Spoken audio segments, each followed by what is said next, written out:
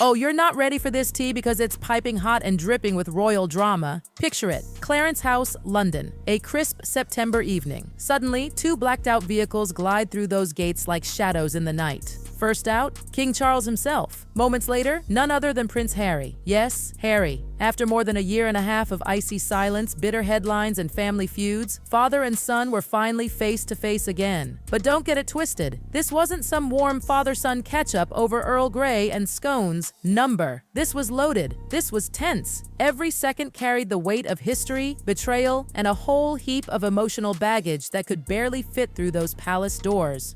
Think about it. The last time Harry and Charles were in the same room was way back in February 2024, right after the King's cancer diagnosis. Since then, nothing. No Christmases together, no casual summer visits, no royal walkabouts as a united front, just radio silence. And let's not forget, in the meantime, Harry's name has been splashed across every tabloid, every Netflix headline, every memoir extract, widening that chasm between him and the royals. So when Harry touched down in London this September 8th, everyone was buzzing. Officially, he was there for the Well Child Awards and a few charity gigs. But come on, we all knew what the real question was. Would he dare to see his father? And even juicier, would Charles actually let him through the door? Well, the answer came loud and clear when cameras caught Harry's car rolling up to Clarence House around 5:20 p.m. The internet lost its mind. Was this the beginning of a royal reconciliation, or just another episode in the never-ending Windsor soap opera? To really understand how monumental this was, we've got to rewind the clock. Ever since Harry and Meghan's Meg-exit bombshell in 2020, the drama hasn't just simmered, it's boiled over. The Oprah interview, the Spotify debacle, that Netflix docuseries, and of course, Spare, Harry's tell-all memoir that tore the palace curtains wide open. Every single move seemed to dig the wedge deeper. It stopped being just awkward family dinners, it became outright war. So why now? Why would Charles, who's literally battling cancer, mind you, agree to meet him? Because make no mistake, this wasn't just a casual pop-in. Sources already made it clear this meeting would be short, roughly 30 minutes. That's not a warm embrace, that's a test, a temperature check, maybe even Charles's last olive branch. But here's the kicker, guess who was nowhere to be found? Prince William. Oh yes, the heir to the throne himself kept his distance. No statement, no wave of support, not even a rumor of him being nearby. That silence, it screamed louder than anything Charles or Harry could have possibly said inside. Because let's be real, this family isn't just about blood, it's about image, control, centuries of protocol. And Harry smashed that rule book to pieces on global television. So while Charles may be softening with age and illness, William is playing the long game. To him, bringing Harry back into the fold isn't reconciliation, it's risk. But back to that evening. Those black cars pulling in, the palace staying mum, and the world zooming in on every glance, every shoulder shrug.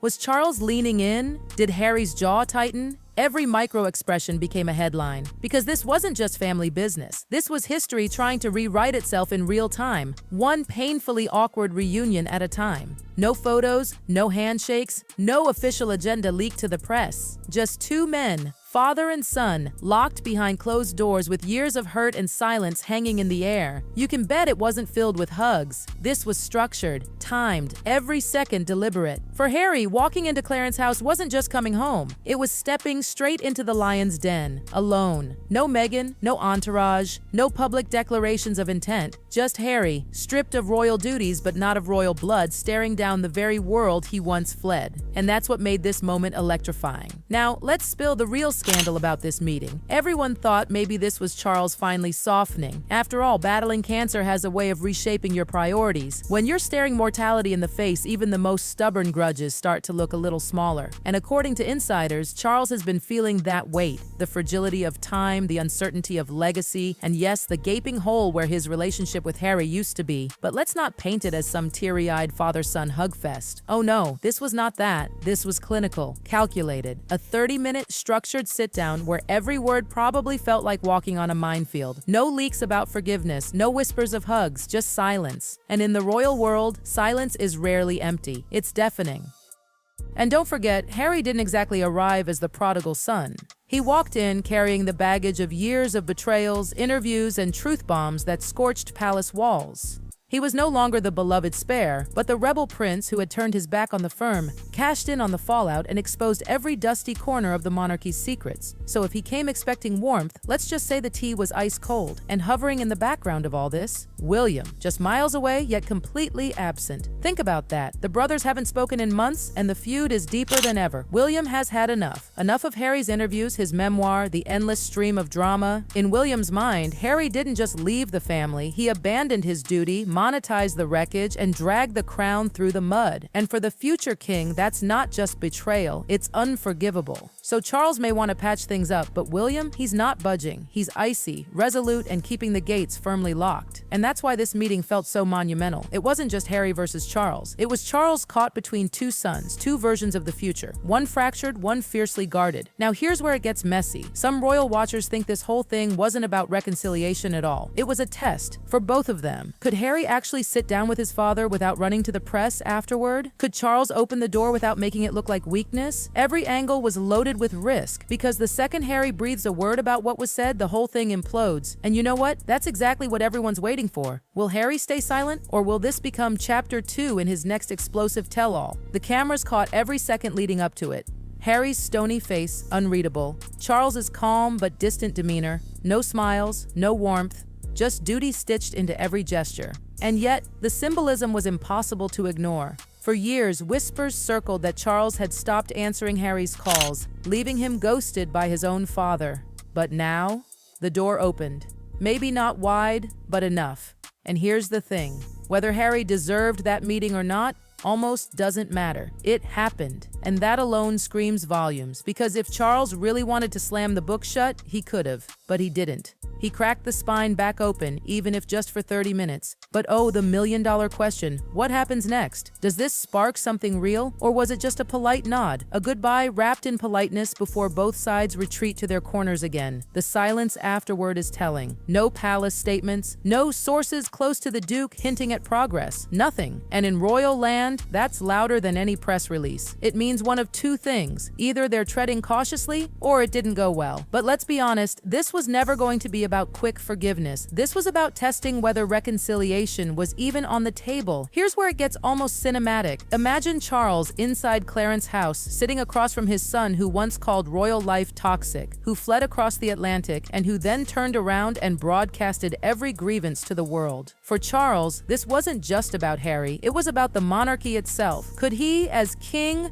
really extend an olive branch to the son who lit the match under his family's image? Or was this just one last polite attempt before the door closes for good? Because let's face it, Harry hasn't just distanced himself, he's challenged the very foundation of the crown. He's exposed the private mechanics of the firm, painted its players in unflattering shades, and done it all with a righteousness that left the palace fuming. He became less of a prodigal son and more of a liability. Still too royal to ignore, but no longer trusted enough to be embraced. And yet, despite everything, here he was. Harry, walking back into that world he once called suffocating, alone. No Meghan by his side this time, no kids, no Netflix cameras lurking in the background. Just him, stepping cautiously back into the lion's den. That decision alone sent shockwaves. Why? Because it hinted that deep down he still wants something. Closure, reconciliation, maybe even a sliver of acceptance. But oh, the tension in that room must have been thick enough to slice with a knife. Reports said it was around 30 minutes. 30 carefully measured, painfully controlled minutes. Enough time to exchange words, but not enough to truly dig into years of betrayal and bitterness. Think half-finished sentences, awkward silences, and the kind of tight smiles that say more than words ever could. And here's what's fascinating. No leaks, not one. For a family that usually sees sources close to the royals spilling to tabloids within hours, the silence that followed was suspiciously heavy.